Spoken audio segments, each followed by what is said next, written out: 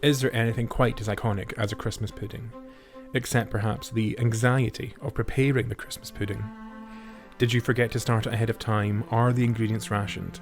British newspapers have been on hand to lend advice for the unprepared cook, no matter the century.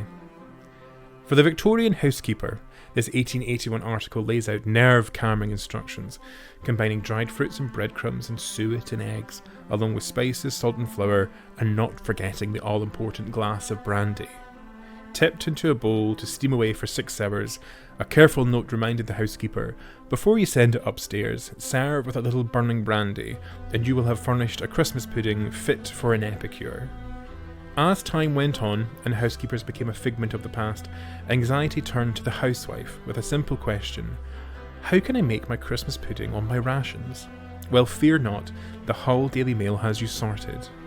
For a last-minute Christmas pudding, combine your flour, sugar, fruits and spices before adding in your potato, dried eggs and melted beef dripping. The 1940s housewife was not only charged with keeping her family fed and alive, but also keeping the nation's spirits up by delivering a Christmas feast.